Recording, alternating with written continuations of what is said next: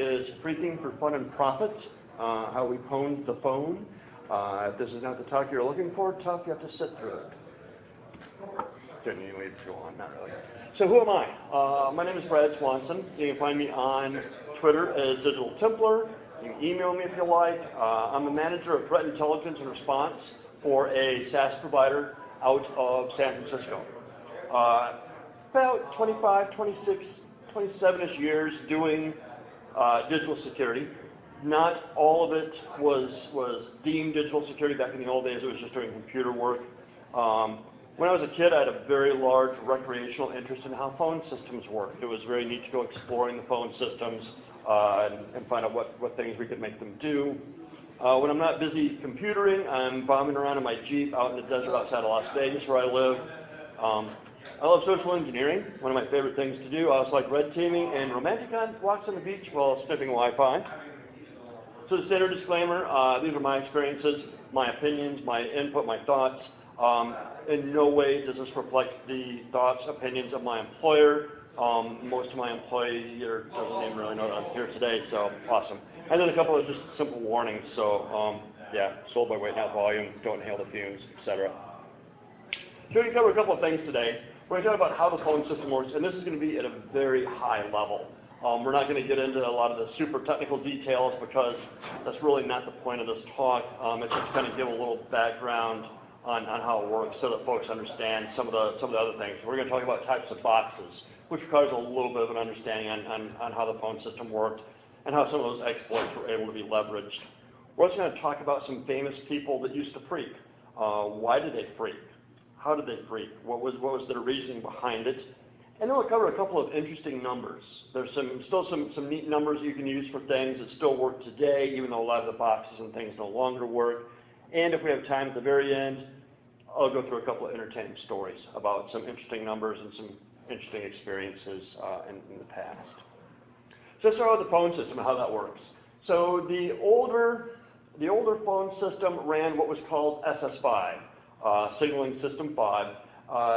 It used what's called in-band signaling. So that means that the control tones for the phone system went down the same channel as your voice. That's good. The phreakers were super happy about that because it's very easy now to send these control signals right through the mouthpiece. You don't have to do any crazy hijinks to get those signals into the band. You just play it in the mouthpiece and off they go. SS5 was designed to work with intercontinental traffic. This was back in the early days of satellite, the sub-oceanic cables, and so SS5 was designed for that, and it used what's called MF tones, multi-frequency tones. So when you dial a telephone, you hear multi-frequency, like, sounds like a regular touch-tone phone. These are different multi-frequency tones that the phone system used for signaling. The reason they use different multi-frequency tones is they didn't want anybody with a touch-tone phone to be able to start hacking the phone system. They wanted to go through some effort. So then after SS5 started getting just pwned all over the place, they said we need to fix this. We need to come out with something better, something more robust, something much more secure. They moved to Signaling System 7. There was a 6 in between, but it was pretty short-lived. 7 was the big one. You still find a lot of systems running SS7 now. And the big change with SS7 is they took that in-band signaling away. They took all the control frequencies, all these MF frequencies, and they put them in a separate channel. So now you can't just send tones through the mouthpiece and go interesting places. Now it's a lot harder to do this phreaking. None of the boxes worked anymore. People that phreaked were not happy about it. It made them sad. It came out around 1980. It did not roll out right away. You hear talks of a lot of people. I was able to box calls. I lived in a small town in Illinois, had a small local phone company. We were able to box calls until 1986. So yeah, it took them a long time to roll it out. We'll talk about why it took so long in a minute here. SS7 has a very, very large vulnerability. It has a couple of vulnerabilities, but one of the big ones, with SS7, you can track a cell phone user with 70% accuracy. And not only can you track their location with SS7, you can also intercept and decrypt phone calls. So if you're running 4G and it's running encryption, Doesn't matter with SS7, you can decrypt that communication. And people have actually used that. There was a case in 2017 in Germany where criminals used this vulnerability to bypass two-factor. And they stole money from people's bank accounts. So people would be like, I want to make this transaction in my bank. The bank would put a two-factor to their phone via SMS. Folks would intercept that using this SS7 vulnerability. So this is an addition. This is different than, like, you may have heard of SIM hijacking. This is yet another way that people were intercepting two-factor. And it was bad. And they kind of knew it was an issue, but they didn't fix it right away. And no one's going to find that. Well, people found it, and they leveraged it. So just another reason why SMS is really a bad idea for your two-factor stuff. Use a third-party app or whatever, but SMS is not a good way to go. As I mentioned, it wasn't rolled out as quickly as people had hoped it would be, as the telco hoped it would be. So phreakers rejoiced. People that like to explore the phone system were excited. We can keep doing this. This is coming. The end is near, but we can still play until the end comes. So why was it so slow to roll this out? It was slow to roll out. The cost was huge. I mean, it was extremely expensive. You had to replace all your switches. It was a great big infrastructure change, which cost money. There was also a court ruling that if you were a phone company and you provided service in two different LATAs, you had to have separate infrastructure in each LATA. So you're not buying one big SS7 system and using that everywhere. You're having to put one everywhere that you're doing business. So the cost exponentially increased based on that. There's a lot of effort with SS7. There are a lot of differences between SS5 to SS7. So before you can just roll it out and just drop it out there, you have to train your people how it works, how to use it, how to roll it out. You have to make sure that they understand it before it goes out. So when there are problems, your linemen and your people working in the central office are able to fix that. And then you have the actual physical rollout of it. You have to take these SS5 switches out, put the SS7 switches in. So with SS7, we're going to roll out all these new switches, but we need to keep phone service up while we're doing this. We can't just say, okay, everybody, your phone's being turned off, and maybe they'll be back on next week when the new switches come in. It has to be a staged approach, so there's a lot of planning involved. And then there's the maintenance of it. You have to have spares, so there's more financial out cost for that. You need to make sure that, again, your linemen are trained on how to maintain this equipment. It's not roll it out, set it and forget it. You're going to need to make sure that it keeps working, because if phones go out, people freak out. If your cell service drops for an hour from Verizon, people are like torches and pitchforks, right? And then the need. Is there really a need to? So, phone companies have a finite budget, just like all of us have a finite budget where we work. If there's really not a big need, they're really not driven to spend that money and to get the SS7s rolled in. Where I lived in Central Illinois is a small phone company, small community. They didn't really need to roll it out. The SS5 worked fine. Why should we spend this money now? Let's wait until we absolutely have to roll this out. So then SS7 kind of is leading into the modern day, which is VoIP. A lot of companies are now using voice over IP, and people still phreak, but phreakers have become more hackers than phreakers. So basically, VoIP turns your handset into an endpoint, and it calls a server, and it routes your call over the internet to another VoIP server and off to Sarah's phone. So if there's servers involved, servers can be hacked. There's vulnerabilities, there's all kinds of the same issues you see with any server, whether it's a VoIP server, an exchange box, or what have you. In fact, there was a Melbourne-based VoIP company, rolled out VoIP servers, didn't patch them. There were some bad vulnerabilities that came out on these servers they didn't patch, and their servers got popped. Well, as soon as the servers get popped, the bad guys get on the dark web and share this information. There was a VoIP provider in Egypt, got a hold of these credentials for this company in Melbourne, started routing all their VoIP traffic through this company in Melbourne. The benefit to the Egyptian company, they're still charging their customers the same rate. It's going to cost you, $4 for this call, but they don't have to pay any VoIP fees because they're routing it off the Melbourne server's box. So the Melbourne server was still responsible for the bills because the bills always have to be paid. That's the thing with the phone company. That bill always has to be paid.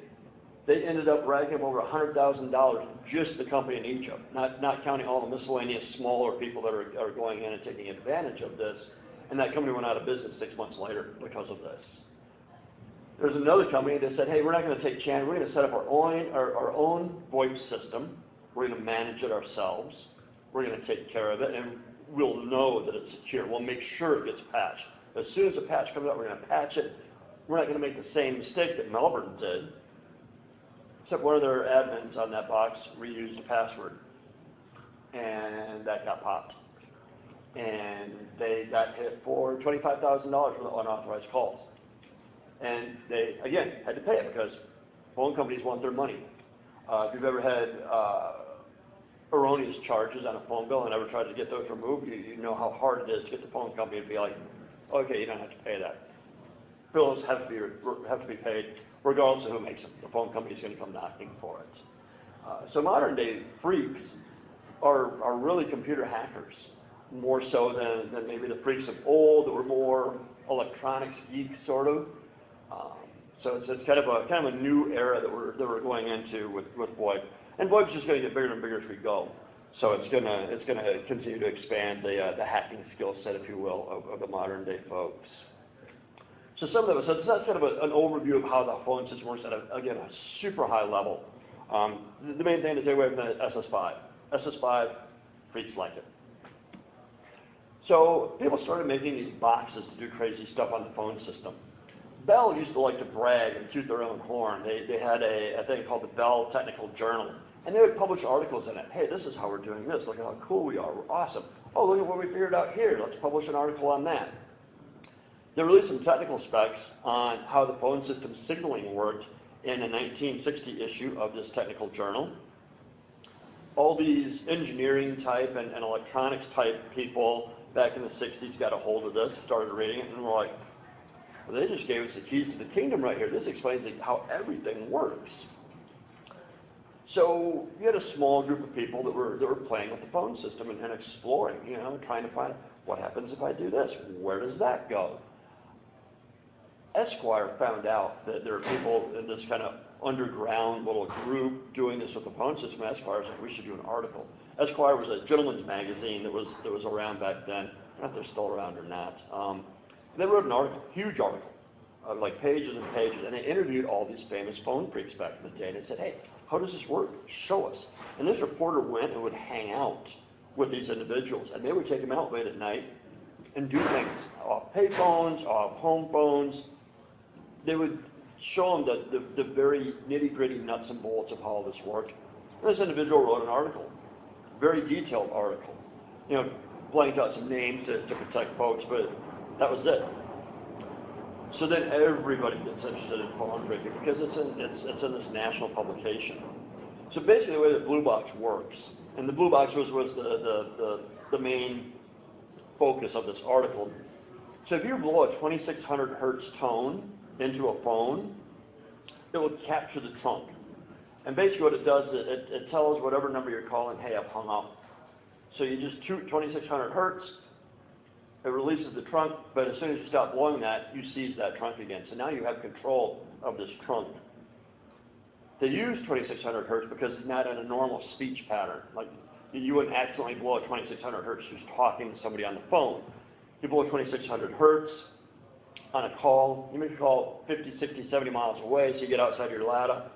You blow that 2600 hertz tone, the other end thinks you've hung up. When you call an 800 number, so it's not going to bill you. That 800 number thinks you've hung up, releases the trunk, well then you stop blowing it, you seize that trunk again, and now you can send a key press signal, KP, and a number, and then ST, which is start, and it dials that call. So you could call London, you could call China, you could call your neighbor next door, you could call another phone in your house, didn't matter. Freak said, okay, that's cool, but what can we do? Let's play with it, let's explore. We have this inquisitive mindset, we want to know what else we can do, how does it work? So they would start stacking trunks. They would say, okay, well I can go from here to London, to Brisbane, to Kenya, to Canada, to South America, to New York City. The benefit of that, and the freaks did it just plain. They just wanted to see if they could do it. They didn't have an ulterior motive for it. You could call phone numbers. You could also dial special codes in the phone company. You could become a directory assistance operator. So somebody dials 555-1212, they don't get the operator, they get you. And then you just mess with them and have fun, you know.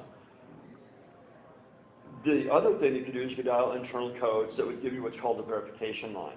So in the old days, if you were trying to call somebody, like if I'm trying to call my coworker Brandon or Anna, and the line's busy for hours, I can have the operator break into that call and say, excuse me, if Brad's trying to make an emergency phone call, can you please clear the line?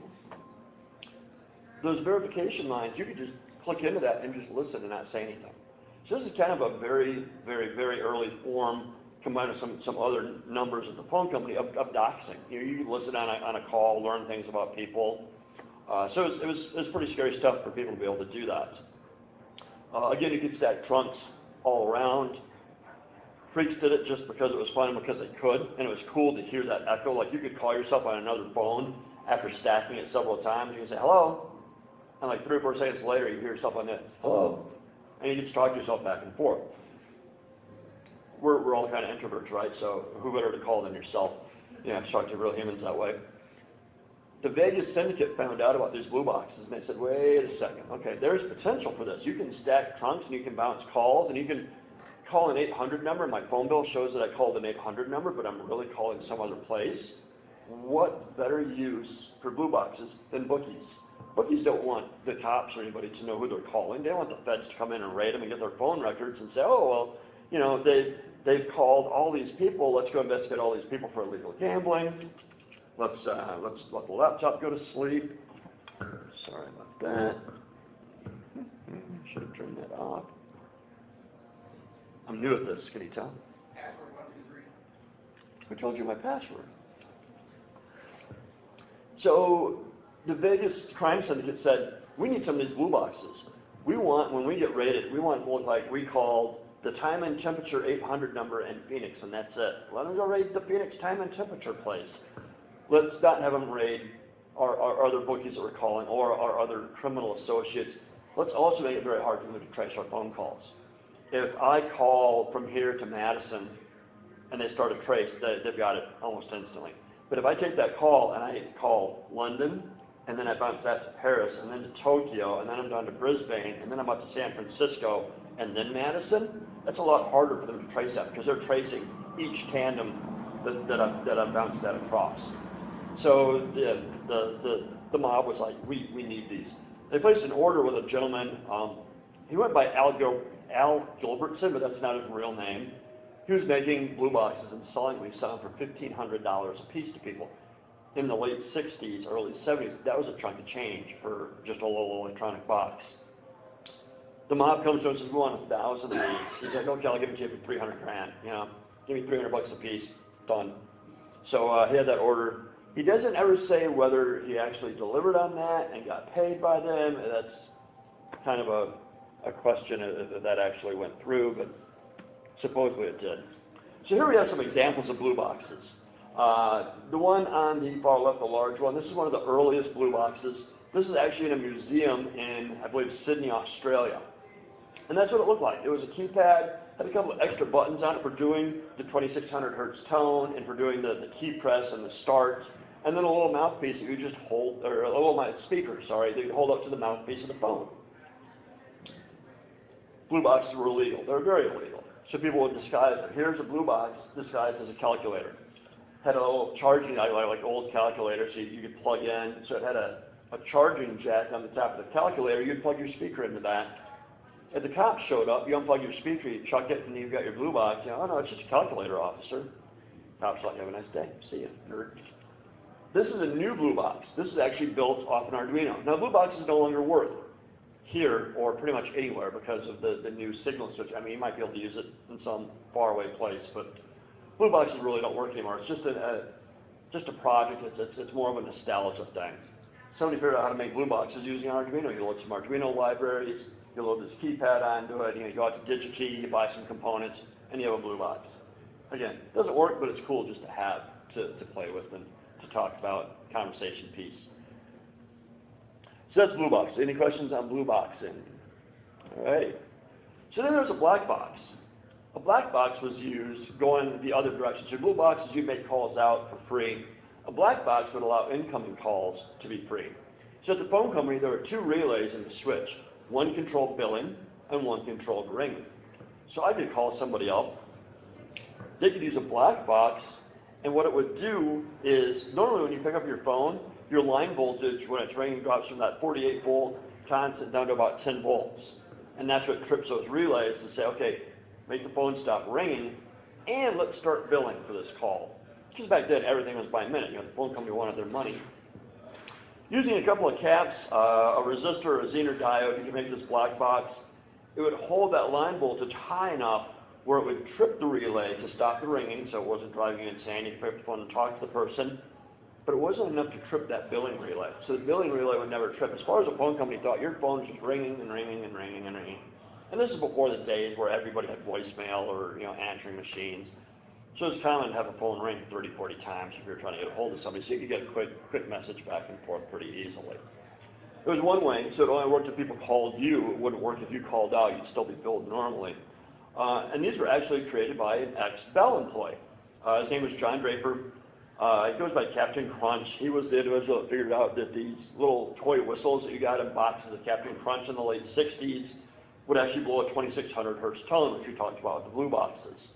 And it was, it sounds, it's pretty kind of loud, but it sounds like this. I'm right-handed. That's 2600 hertz. He figured out he could steal phone calls with that. We're going to talk a little bit more about John later. He's kind of a questionable individual because of some stuff. I'm not going to go into that today, I don't think. But yeah, so black boxes. Free calls in. Any questions on black boxes? Moving on. Red boxes. First and foremost, it is still illegal to possess a red box if you use it with nefarious intent, aka to defraud the phone company. Red boxes don't work anymore because of SS7, but it's still a law in the books, kind of like it's illegal to tie your horse outside the tavern on a Tuesday afternoon. 10 years in prison if you have a red box. They actually arrested somebody that worked for 2600 Magazine in New York, Bernie S. His real name was Ed Cummings. He had a red box, didn't even work. That's what a red box looks like. So a red box lets you generate coin tones to a payphone, nickels, dimes, quarters, so the payphone thinks you're putting coins in when you're really not. You have to change the processing crystal out. So this is a Radio Shack pocket tone dialer. It comes with a 3.5 megahertz processor crystal. And so when you turn it on, you can store phone numbers in it, and it makes it easy because you can just dial a phone number. If you were to, and I would never possess an illegal red box because illegal red boxes are illegal, but if you were to take one of these and swap out that processing crystal and play 5 like asterisks with that new processing crystal, oh, I don't know how that happened. It must have been a glitch. It would generate a quarter tone to a payphone. So if you called Zimbabwe and they're like, please insert $12 for the first minute, you would just, technical difficulties. Never do live demos.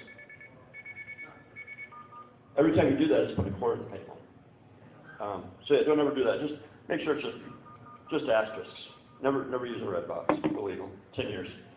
Bernie had one. He didn't have he had the crystal. He hadn't soldered it in. He just had this and a crystal. It's like having a gun and a bullet, not in the gun, and they charge you for murder.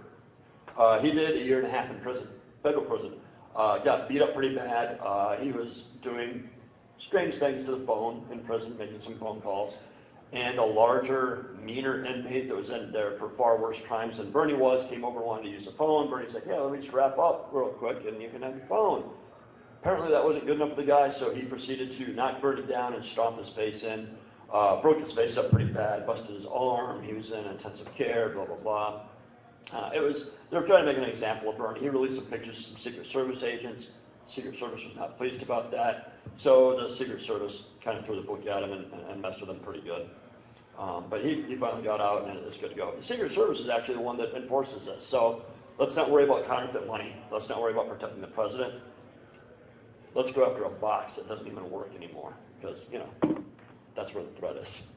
So the quarter tone, nickels and dimes, They're a combination. Remember we talked about multi-frequency, 2 frequencies. So it's 1700 hertz and 2200 hertz. A nickel is 1, a dime is 2, and a quarter is 5. So you can see like a nickel, dime, quarter. You know, it's all based off nickels kind of. But, and they work really good. You had to be careful how you used it. So you didn't get popped by an operator. And there were times I got popped by an operator. Operator would come on. How much money did you actually put in? I'd be like, $12. And they'd be like, well, try putting in real money, not using your silly box. Or I called security and a bell truck's on the way. The nearest bell office is 200 miles. No, okay, you send them on down. I'll wait for them. So the telco had to find a way to combat that. So what they did is they started on like payphones. They would mute the mouthpiece until you put all your money in for the call, and then they would unmute that mouthpiece. So you couldn't hold this up to the phone and play the tones. People found ways around that as well. They'd cut into the wires coming out of the box and feed the tones in there.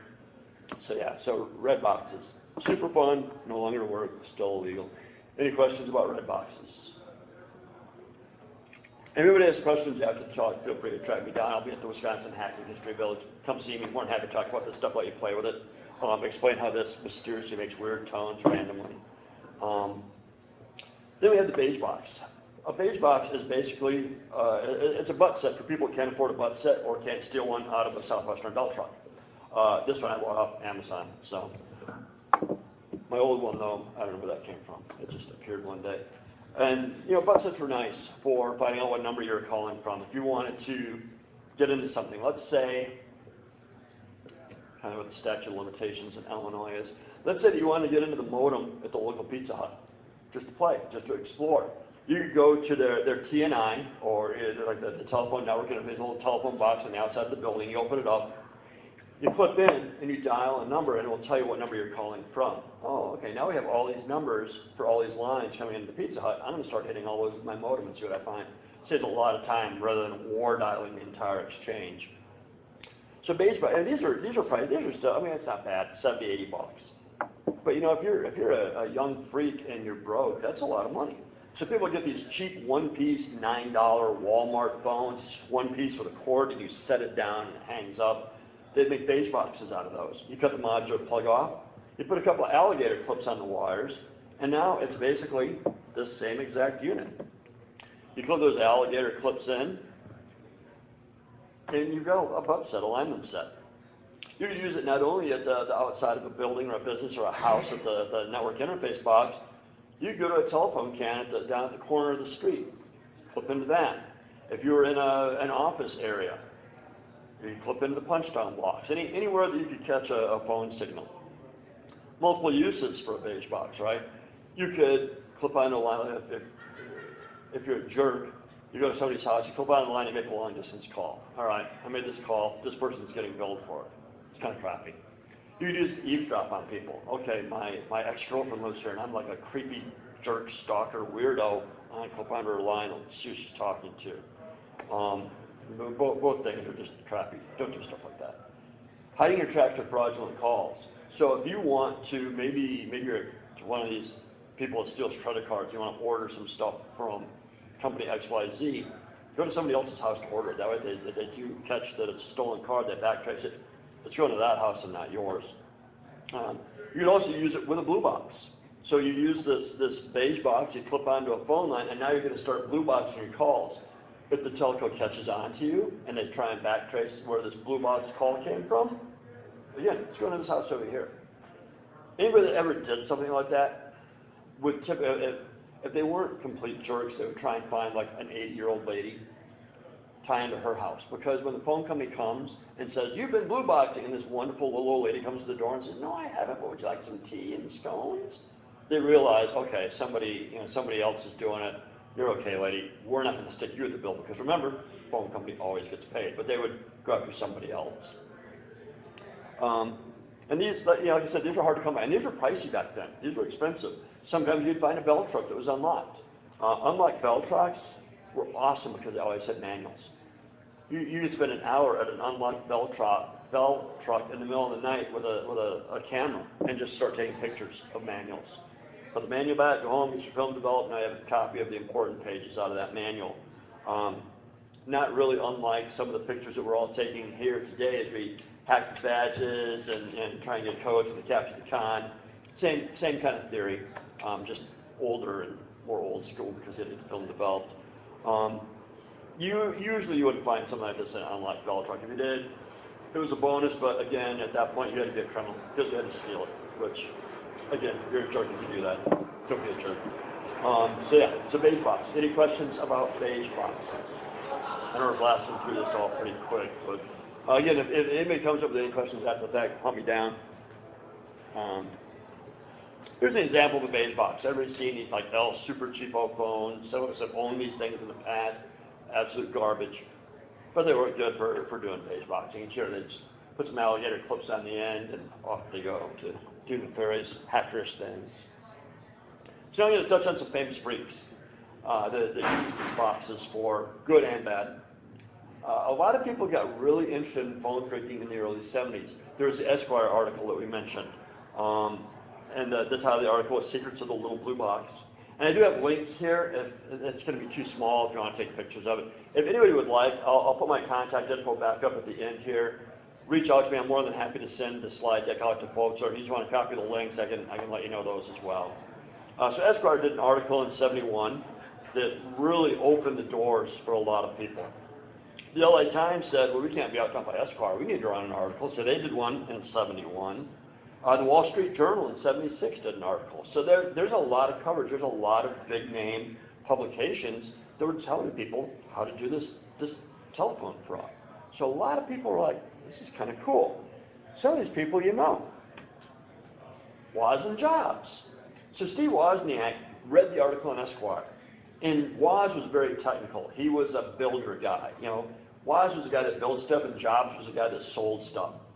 So Woz reads this article and he gets super jazzed. He's like halfway through it. And he calls up Jobs and says, oh my gosh, you got to check out this article. They talk about this thing. I'm pretty sure it's fiction. I'm pretty sure it's a made-up article. But you got to read it. It's so cool. It'd be so awesome if this worked. So they read it and they got excited. They went to the Berkeley Library and they did some reading and they found out that, oh, the article's not made up. These tones actually work. So Woz builds his first blue box. He's having trouble making it work. So he gets a hold of John Draper, who's mentioned in the article, the Captain Crunch guy. John goes and visits Steve and says, oh, you're doing it wrong. Let me show you how to do this. Teaches them how to blue box. But at that point, Woz and Jobs are like, this is something big. They start building, like Woz starts just cranking out blue boxes, and Jobs starts selling them on campus to other students. Hey, you want a way to make free phone calls? We'll sell you this box, and we'll teach you how to use it. The sales from their blue boxes gave them the startup capital to start Apple computers. This is where they got the money to build the Apple I. So if it weren't for blue boxing and freaks, none of them would have iPhones or iMacs or iPads or iPods or any iThings. They were so jazzed about it, and some of their actual direct quotes are like Woz says, of all the articles I've ever read in my life, the Esquire article, Secrets of a Little Blue Box, was the one that affected my life the most. If you think about it, that's true, right? Because they read this, they start getting money, they start Apple, and look at these guys now. I mean, Apple is huge. I mean, and it all started because they read an article in a magazine and built a little box that was in it. Jobs says, experiences like that taught us the power of ideas. That sounds Jobs-like, doesn't it? If we hadn't have had those blue box experiences, there never would have been an Apple computer. So yeah, that's kind of big. If you think about how big Apple is now and how many places Apple is, and the fact that it all started from Woz picking up an article or picking up a magazine and reading an article one night, it's kind of neat to see that transition up. It's been a long day. So the abilities box, they gave him confidence. Hey, we're good at electronics. We made this thing. It works. We can do stuff with it. It's cool. We can explore stuff. This is fun. We like this. Gets them all jazzed, and they decided at that point, hey, we can change the world. And they did, which is very cool. And again, Draper worked with Woz in the very beginning of times to kind of teach him the ropes. And they stayed in touch. In fact, Draper ended up working for Apple in between prison stints, writing some software for him, but that's a whole other story. We'll get to that. Oh, we're at that. So, no, my apologies, I do have a typo. It's actually John Draper. I don't know how Carl got in there. It's bizarre. So he goes by Captain Crunch because, again, he was the individual that discovered that the whistle would blow 2,600 hertz. You could blue box with it. He was in the Air Force. He was stationed up in Alaska. I've never been to Alaska, but I'm assuming there's not a whole lot to do in Alaska. So John had a lot of free time on his hands. He would get like old Air Force radios and would tweak them and build them up and make things. He made his own radio stations. He started teaching other servicemen that he was stationed with how to make free calls from Alaska. Because back then it was expensive to call from Alaska back down to the mainland because the telephone company always gets paid. There's a blind individual named Denny Teresi. It turns out that there was a large group of blind freaks back then. Denny contacts John and says, hey, we want you to build this electronic box for us. And it's going to generate these weird tones. Build this. So John built them a blue box. Then he found, after building the blue box and learning about the tones, he found out about the whistle. The Esquire article, he was interviewed, and they mentioned his name in the article. As a result, in 1972, he was arrested for toll fraud, because the telephone company always gets paid, and was sentenced to 5 years probation. Easy peasy, right? Well, not really, not for John. He meets Steve, teaches Woz how to box. Woz is like, oh, you're a cool guy, I like you. You want to come work for Apple? So John said, yeah. He went to work for Apple and wrote Easy Writer, which is like an early word processor. Never got paid what he was supposed to, and they had kind of a falling out.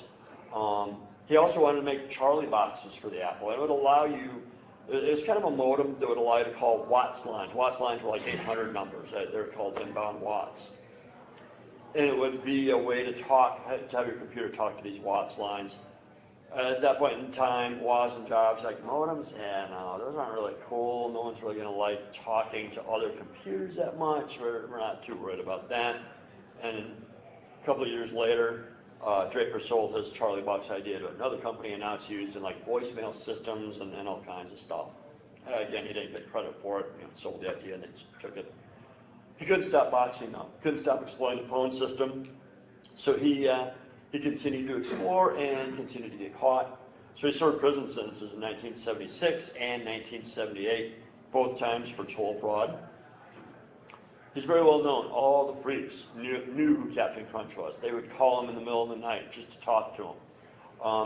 He was eccentric, always has been kind of eccentric. Often felt he was being watched. People would call him up, and his first question, is this line being traced? Who are you? Where are you calling from? Why'd you call me? Just very paranoid. He would then do like strange conversations with some of the people that called him. Recently, he's been accused of some stuff. Hasn't been convicted, but there are enough accusations that he lives in the same town I do. I don't want to meet him. So he claims that he and two other freaks could bring down all phone services in the entire U.S. He like a lot of like kind of out there theories and ideas. Some people are like, yeah, maybe, but it would take a lot more than two other freaks. But a large group could drop all the phone systems, but it'd be more than 3 people. And basically, they would just stack all the trunks and busy out all the trunks in the whole U.S. But it would take a lot of people to do that. That brings us to Joe. Joe Ingressia Jr. He's also known as Whistler. Anybody seen the movie Sneakers with Robert Redford? In the movie Sneakers, there was a whistler. That character was based off of Joe Ingressia loosely. Joe was born blind, but he had perfect pitch. He could whistle any note perfectly. He was really interested in the telephone. He was blind. He was left with a babysitter. His dad had left when he was, I think before he was even born. He was raised just by his mom. She had to work full time to be able to take care of them both. So he was just left alone with his babysitter that really didn't give a crap about him. Just, sit over there and entertain yourself. So he would do that. He would start calling people at like 4 years old. He'd start playing on the phone. He'd call like time and temperature numbers just to hear people, just to have some sort of interaction with something. Because although he's blind, so he's lost one sense, he wanted that contact, and he wasn't getting it from humans. So let's play with the phone. The phone will at least talk to me. I can call random people and talk to them. At 5 years old, he figured out how to switch trick dial. Switch trick dialing on an older phone that has like a handset that you actually hang up on the receiver. There's two buttons that come up that the handset pushes down when you hang up. You can take those and tap them and dial a phone number. It's pulse dialing, basically, is what it is. Even if your phone is set to tone, pulse will still work. So if you want to dial a 3, you'd just be like, a 5 would be, he figured out he could dial the phone that way. So he started playing that. But then at 7, so he's calling these time and temperature numbers. He's 7 years old, and he's listening to these numbers. Well, at this point, they're starting to get kind of old. So he whistles to himself. He's listening. He happens to whistle at 2600 hertz tone, and the recording stops. He's like, that was weird. He hangs up, and he calls it back. Mind you, this is a 7-year-old kid. The guy was a genius, had an IQ, I think, of like 172. He was a smart dude. So he calls it back. He's like, oh, the recording's fine now. Well, what was I doing? How did I make that happen? All I was doing was whistling this song. Recording goes dead. Joe's like, oh, I'm on to something. If I whistle this song, why? And then he calls up the phone company and says, hey, so I called this number, and I was whistling this song, and it made the line drop. And I noticed that when I whistled this song, it was like the E above middle C on a piano. He had a friendly lineman that said, oh, yeah, that's a 2600 hertz tone. That's going to drop the tandem and then re-seize it, and, you know. And Joe said, well, that's really cool. Can I come down and get a tour of the phone company and see how this works in person? And the guy's like, okay, ma'am, you know, you can make an appointment with our business office. And Joe says, oh, I'm not a lady. I'm a 7-year-old boy named Joe, and I'm blind, and I want to learn about phones. Well, this lineman's like, this is a joke. Someone's pranking me, you know. Okay, Joe, you can go to the phone. And so Joe went down to the phone company, took the city bus with his babysitter, and off they went. Got a tour of the central office. He was blind, so he's feeling all these things to kind of understand how they worked. And that helped drive that interest in the phone company that Joe had. So he became very well known. People would call him nightly, like multiple freaks would call him every night just to say, Joe, it's so cool to meet you. You know, this is an honor, it's a privilege, blah, blah, blah. You know, it's kind of like you're walking to the hotel lobby and you see some famous security person that you know, and you're like, I gotta go shake his hand. You know, oh, look, it's Jason Street, I gotta get a hug. You know, things like that. That's kind of how Joe was. People would call him up. And that was his form of communicating with the outside world. That was how he just kept himself entertained. He went to school down in the University of South Florida, and everybody liked him because of his phone phreaking ability, right? So he said, that's where some of my self-worth and my value comes from. I'm going to help all my fellow students get free phone calls. He starts helping them get free calls, and he gets busted. Toll fraud. Doesn't do any, I think he sat a couple of days, waited to see the judge, gets out. He'd been wanting to get a job at AT&T. AT&T said, you got busted, we're not hiring you. So he went to work for a small telco in Memphis and loved it. Did that for a number of years. Then moved to Minneapolis. He had some emotional stuff going on. I mean, we all do, who doesn't, right? But he wanted to be a 5-year-old kid again. That was a happy time in his life for him. You know, he was playing with the phone system, he hadn't been busted. And so he declared himself to be 5 and changed his name to Joy Bubbles.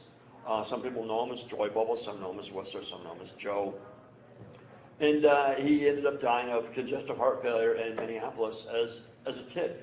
You know, lived out the end of his life as a child and enjoyed it. So don't you go to sleep again. All right, so those are a couple of the famous people that kind of got Phreaking where it is, or where it was a couple of years ago. So some cool numbers that we used to play with. Loops. So a loop is a telephone company test number. There's 2 sides to a loop, a high side and a low side. You call one side, you hear a tone. You call the other side, you hear nothing. When you call these 2 sides, you get connected to whoever's on the other side. So freaks would use this. A lot of these loops, because they're a test number, didn't bill. Even though it was in some weird, odd area code, you'd call and it would be a non-supervised number, like the billing wouldn't kick in. So if I wanted to talk to my friend Dave, who is in, I don't know, San Francisco, and I'm in New York, none of us wants to pay for that call. Phone company always gets paid, unless it's the phone company's own number. So we would call a loop number. We'd be connected, we could talk for free, it wouldn't cost us anything. Loops still exist. You can still find loops in certain exchanges. And we'll talk about some of those in a second here. There's also ANAC and ANI. ANI is what your caller ID runs off of, announces the number that you're calling from. ANAC is the same type of thing, but it's a more base level. It's much harder to spoof ANAC than ANI. ANI you can spoof really. They make phones that'll spoof ANI for you. ANAC still works. So if you're ever at a phone, and you can use this not only for nefarious phreaking purposes, but if you're installing some phone lines at work and you're punching stuff down, and you're like, I don't remember what line this is. Plug into it with a butt set or something, and call an ANAC number, and it'll read the number back to you that you're calling from. Super handy. Or if you're trying to hack the local Pizza Hut and you're in their telephone network box, call an ANAC number if you want to find out what the phone numbers are so you can explore them with your modem later. MCI runs a toll-free ANAC, and it's super easy to remember. It's 800-444-4444. Kind of hard to forget. It's almost like Cloudflare's 1.1.1.1 or 8.8.8.8. Albuquerque, New Mexico has one. Edgerton, Wisconsin has one. Now with the Edgerton number, if you call that number, it will read back your number. It will not give you the MPA or the area code. But if you know like where you're at when you're calling it, you kind of know what the area code is theoretically. So then there's call diverters. You can call a diverter number, usually an 800 number. Get the other party to answer. Hello, Xerox, and you can say, oh, I'm sorry, I thought I was calling Taco Bell. Wrong number, my bad. Okay, they hang up. You don't hang up, you hang out. After about a minute, that line resets. You get a dial tone, and that's the diverter dial tone. You now have a dial tone off their system. So the phone company sees that you dialed an 800 number. They're not going to bill you for that. You then call from there to Singapore. Phone company always gets paid. That company pays for that call to Singapore. CNA. CNA is not good. It's customer name and address.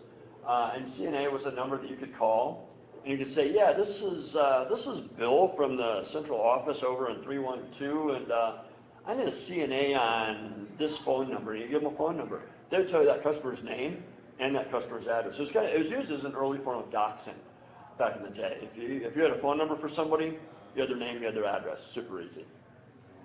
And then there's various cool exchanges. 958 and 959. And most area codes, those are reserved as telephone test exchanges. So we're, 414 today, I guess. So if you dial 414 and 958 and just start hunting through numbers in there, you might find some interesting numbers that the telephone company uses for testing. Loops will be in a 958, 959 typically. CNA will typically be in a 958, 959. A lot of times you'll find ANAC and ANI in that 958, 959. And then there's weird exchanges. This is part of an urban legend, kind of. I don't know how true it is. I've never been able to verify it myself because I don't have the number and I really don't want to find the number. But there's an exchange, 840, and it worked in several different area codes. And it was a specific number after the 840. It was only one or two numbers in that entire 840 dialing range that actually reached somebody. And it turned out it was a government installation. And somebody stumbled across it, said, called it up. This lady answers, operator. He said, yeah, what number did I call? She said, what number did you dial? Oh, well, I dialed blah, blah, blah. And she's like, that's not this number. Click. Well, that's interesting. What is this? What did I find? Keeps calling it. Here's an uncle that works with the intelligence community. Gives it the number to his uncle. I can't figure out what this is, uncle. What is this? His uncle comes back a couple days later. Don't ever call that number again. Forget you even knew that number. Apparently it was a facility where the president goes in the event of a large-scale threat, basically like the president's bomb shelter. Again, don't know how true that is, but if you're bored and you want to play with a phone number, might be one you want to play with, might be one you want to avoid. So we're doing on time. Okay, we got a few minutes here. Quick story time. I'm just going to give you a couple of stories. Restaurants and switch hooking. So before I was an IT guy, many moons ago, I was a cook. Worked in restaurants, high-end executive restaurants, and cooked. At the front of the house, I always had a phone. People could call in and make reservations. There was no dial on, no buttons, no dial. It was an inbound phone only. They didn't want people making calls. The waitresses would get bored. They always wanted to call out. Oh, I need to call my boyfriend. I'm running late. I know how to switch hook. So I would teach the waitresses how to switch. I was the most popular cook. Usually waitresses and cooks don't get along well. I was the most popular cook there. It was awesome. Angry operators. If you're blue boxing a call, or I'm sorry, if you're red boxing a call and you hit the quarters too fast, or you hit them in too much of a pattern sequence, you have to make it believable. You're putting quarters in. Sometimes you get a live operator. Put your little toy away. Put money in the phone, or I'm calling security. Always entertaining to mess with them for a little bit because you knew that it was going to take call security a while to get to that payphone you were at. By the time they got there, you're long gone. I'm going to skip free switch. I'm going to say that for last. Trashing. Freaks used to trash all the time, which is exactly what it sounds like. You go to a dumpster and you jump in. You try to avoid the bags that look like they came from the lunchroom because those are pretty gross. But usually phone company trash is pretty clean. It's usually papers. And there are a lot of interesting papers you can find. You can find old bell manuals that had all kinds of technical information, which was great. You read through those, learn about the phone company. One time we hit a local telco. They're also an ISP. They had DSL back in '95, which was awesome. I was like a block from the CO. I had the fastest internet in town. I was beta testing it for them. It's awesome. We found a printout of all the usernames and passwords for every shell account on their network. Nicely printed out, folded up neatly on tractor feed paper. So we played with that a little bit and then called them, hey, you guys realize you threw this away? You should change all your passwords. Same telco, we would dial to the free switches. We would dial into the switch of this telephone company. There was a modem port on that switch for diagnostic purposes. We found that number when we were war dialing. We would dial in and we would just watch switch traffic all day. In and out. It was entertaining. We were bored. We were kids. What else were we going to do? So the phone company realized that we were dialing into their switch and watching stuff. We didn't do any damage. We were curious. We were exploring. We weren't criminals. We weren't trying to hurt the phone company. We wanted to learn how it worked. They called me up one day. Brad, we see you guys have been on our switch. Uh-oh. Yeah? Well, you kids have an interest in the phone company, huh? Well, yeah, we want to know how the phone systems work. That's cool, we like it. And we just upgraded a switch, and we have an extra switch here. Would you kids like it to play with? Yes, please. But yeah, we have a GTE, GTD 120A switch. We have all the software for it. It's filled with all the line cards. Just come pick it up. I'm like, let me get a truck. We'll be there in half an hour. I'm calling my buddies, dude, we got to get a truck. Where are we going to truck? I don't care, steal one. We're getting a switch. And we got a full phone switch. We rolled it into one of our basements and set up our own little mini PBX system off. And it was awesome. It was so cool to learn from and go through the software. I wonder what happens if we pull this line card out in the middle of a call. Oh, okay. It was super cool. So, it's like anything, right? Phreaking can be used for good, it can be used for evil, it can be used to learn and to explore, to expand your knowledge, or it can be used to do bad things. So the key is, I guess, use the good things. Phreaking is still a thing. It's just changed, but it's still out there. So this is basically just a historical talk about how we used to play with the phone company and the fun that we had with it. So in closing, if you'd like a copy of the deck or any of the links or anything from this, that's still really small. If anybody wants to run up and just take a picture of that if they want it, cool. Otherwise, again, I'm over in the Hacker History Village. Swing by, say hi. We have a couple of paper tapes if you want for your badge. We have, I've got a speaker, capture the con card for 25 points if you want. Does anybody have any questions, comments, stories of your own, anything that you'd like to contribute? This is a social talk. I'm more than happy if anybody has anything. Yeah? So did you, when an angry operator contacted you and needed help, did you ever sit there, just watch them roll in to actually see if anybody came? No, we weren't that brave. Okay. No, I was afraid of cat. And it would have taken a long time because this town was in the middle of nowhere. So we just move on to a new payphone, continue our hiking, dial our quarters a little slower, but yeah. So, any other questions? All right, hey, thank you everybody for coming out and coming to the talk. I appreciate it.